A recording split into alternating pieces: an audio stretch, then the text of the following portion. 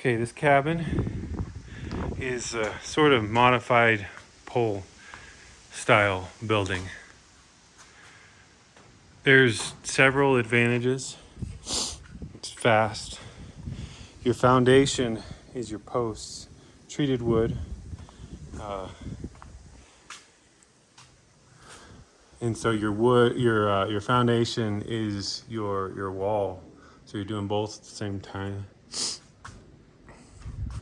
That's one advantage. Another advantage is you can do greater spans. Most of my posts are 4 foot on center. I can use this tongue and groove 2x6 for floor to span that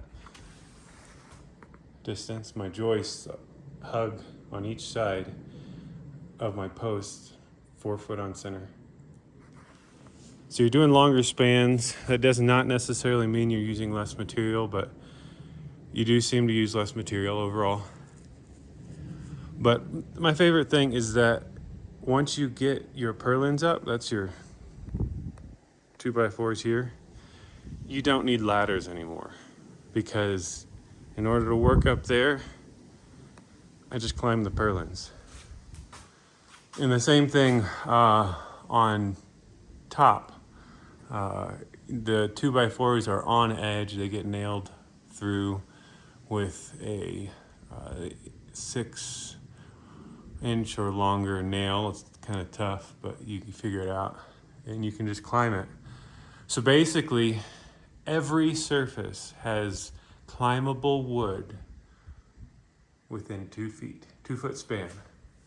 It's a little bit wider than a ladder. It's a little bit more uncomfortable. Basically, your building is a ladder.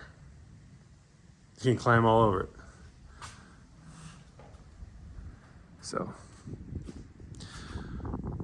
and your sheathing is sheet metal, which is just awesome. A typical roof is going to have 2 foot spacing rafters with your sheathing. It's plywood. Everything's got to be really square, really close to square.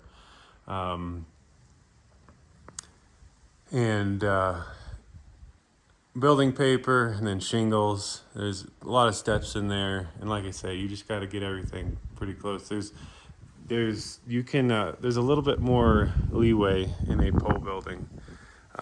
You can mess up and still have it turn out right anyway. But the roof is simple. You got your rafters, which can be 8 foot apart instead of 2 foot. It's 4 times less. And then 2x4s and metal. You're done. Like I said, there's just more tolerance for mistakes. And that metal can last a very, very long time. As opposed to shingles, which dry up and start falling apart in 10 years. So that's why I like pole buildings.